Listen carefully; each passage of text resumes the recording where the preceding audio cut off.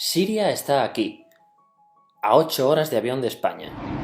Es la mitad de grande y su población se concentra aquí. ¿Por qué? Porque toda esta zona es un enorme desierto, pero un desierto muy importante. Tiene 1/3 de las reservas de petróleo del mundo y también de gas natural, según algunos el nuevo petróleo. Para sacarlo de aquí y llevarlo a Europa, hay que rodear toda esta península y salir por el canal de Suez. Como te puedes imaginar, aquí te cobran. Pero hay otra manera más fácil, la línea recta. El que controle estas tuberías las puede abrir y cerrar, como un grifo.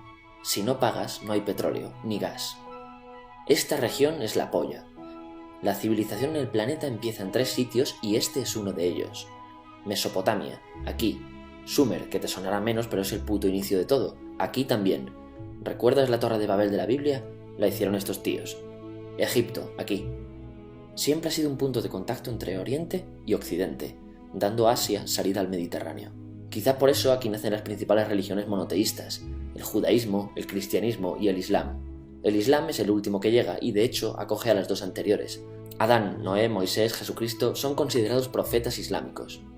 Bueno, al grano. Como la zona es la hostia, todos han querido controlarla y siempre ha estado dentro de algún imperio. Persas, griegos, los romanos. El imperio romano termina partiéndose en 2, y finalmente solo sobrevive esto. Ahora es cuando la última religión monoteísta, el Islam, construye su propio imperio. ¿Te acuerdas de las cruzadas? Bueno, pues son los europeos cristianos intentando recuperar esta zona de la que estamos hablando. Los últimos en llegar son los turcos, que ojo, no vienen de Turquía, sino de a tomar por culo en Asia, junto con Gengis Khan. Lo conquistan todo y fundan el Imperio Otomano. El Imperio Otomano se queda ahí hasta la Primera Guerra Mundial, 600 años. Cuando acaba la Primera Guerra Mundial, aparecen pequeños países donde antes estaba el Imperio Otomano, y por primera vez vemos a Siria en un mapa. Hasta ahora la habíamos dibujado para no perdernos. ¿Y quién se inventa esos países? Lo que te voy a contar es alto secreto. Bueno, lo era en 1916. Este súper secreto se llama Acuerdo de Sykes-Picot. Los franceses y los ingleses no podían derrotar solos al Imperio Otomano. Solo podían si les apoyaba la gente que vivía dentro, en su mayoría árabes. ¿Cómo se los ganaron? Pues les prometieron la Gran Arabia, un país solo para ellos. El único problema es que era un timo. Antes de seguir, recuerda una cosa. Los árabes son un pueblo, pero no una religión. O sea, un árabe puede ser musulmán, puede ser cristiano, y antes del Islam parece que hubo tribus árabes con tradiciones judías. Bueno, pues a los árabes no les dieron ese único país que les habían prometido. En su lugar, franceses y británicos crearon muchos países pequeños. Estos países, obviamente, no eran países de verdad, sino zonas bajo su control con gobernantes puestos por ellos. Durante este tiempo hacen lo que quieren con la zona. Recuerda que hay petróleo. Siria, aunque no tiene grandes reservas, tiene fácil salida al mar, y Francia, que es la que se ha quedado con Siria, se lo da a compañías extranjeras. Después de la Segunda Guerra Mundial, los europeos se van. En el caso de Siria, son echados a patadas. Pero antes de irse, crean otro estado, Israel. No es el momento de hablar de ello, pero es un estado muy polémico que sus vecinos no reconocen. La prueba es que nada más irse los británicos, todos estos estados lo atacan. La zona, a partir de ahora, va a ser una puta bomba de relojería. ¿Y mientras qué pasa en Siria? Bueno, pues no es muy estable. Tiene golpes de estado constantes. En esa época aparece en Siria una ideología que se hace con el control y se expande por el mundo árabe, el Ba'ath. Esta ideología mezcla el antiguo sueño de una sola nación árabe con ideas socialistas. Y algo muy importante, es laica, o sea que no es religiosa. Siria se llega a unir con Egipto, un país con el que no tiene frontera. Pero no es algo raro, muchos de estos países intentan hacerlo también. Como recordarás, a esta gente se le había prometido un solo país y las ganas las seguían teniendo. Pero la unión falla. En este tiempo Egipto les convence para nacionalizar el petróleo. En Siria, Al-Assad, el padre del Assad de ahora, se convierte en jefe del estado Ba'ath. En Irak, también Ba'ath, comienza a ganar fuerza Saddam Hussein. Las diferencias entre ambos países dividen a los partidos Ba'ath de otros países en pro-Siria o pro-Irak. Ahora ocurre la Guerra Fría. El mundo se divide en 2, o eres de Estados Unidos o de la Unión Soviética. Son años muy movidos en los que se pegan constantemente con Israel, invaden su vecino Líbano y comienza una oposición islamista al régimen Ba'ath de Assad, los hermanos musulmanes. Vale, volvamos atrás un momento. Recuerdas que la mayoría de árabes eran musulmanes, ¿verdad? Pues dentro de los musulmanes hay 2 ramas fundamentales, los suníes, la mayoría, y los chiíes. En el caso de Siria, a pesar de ser un estado laico, los gobernantes como Assad y jefes militares eran chiíes, los cuales representan menos del 13%. En cambio, casi el 70% de la población es suní. Un dato curioso es que los cristianos son casi el 10%. Que los chiíes controlen el gobierno y el ejército mosquea a la población suní, y este sentimiento es aprovechado por los hermanos musulmanes, islamistas radicales suníes. Estos toman las armas en la ciudad de Hama en contra del gobierno, y Assad acaba con la revuelta a costa de matar miles de civiles y encarcelar a mucha gente. En el año 2000, Assad padre muere y le sucede Assad hijo. Ante las presiones libera a muchos presos, trae internet y esperanzas de cambio. Hay un periodo de gran debate político y aparece la oposición. También vuelven los hermanos musulmanes. Los siguientes años son difíciles. Arrestan a la oposición. Y Bush incluye Siria en el eje del mal, y esto la aísla.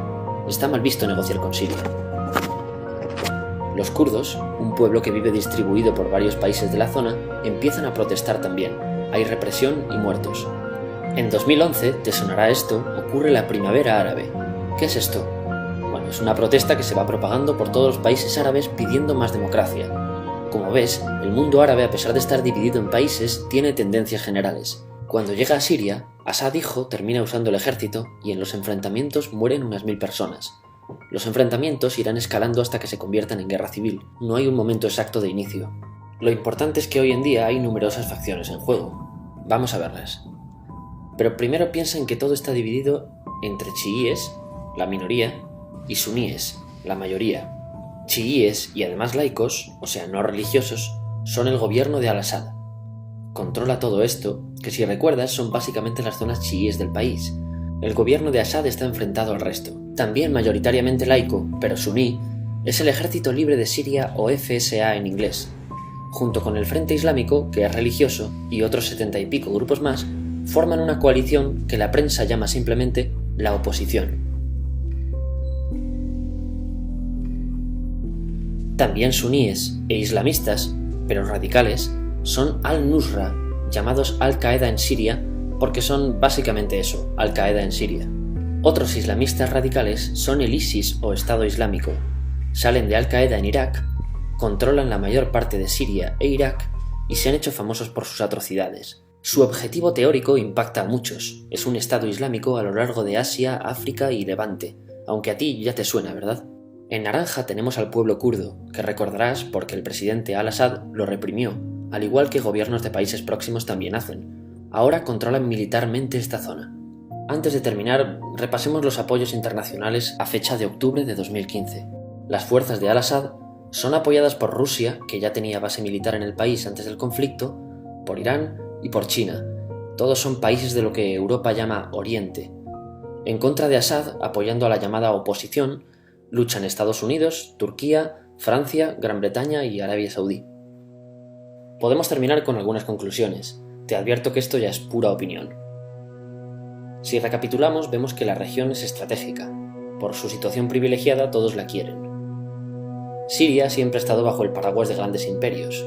Piensa que hace 100 años la actual Francia era Francia, Gran Bretaña era Gran Bretaña, pero es que hace 200 también, y hace 300 también, y hace 400 también. En cambio, Siria solo es Siria desde hace menos de 100 años, y solo se gobierna a sí misma desde hace poco más de 50.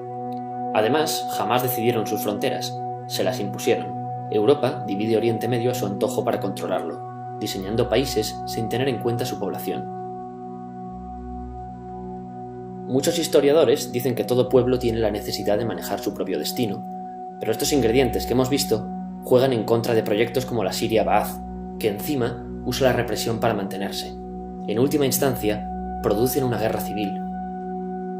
En este contexto no es extraño que aparezcan actores que se alimenten de la desesperación, el sentimiento suní de opresión y la visión de Occidente como invasor.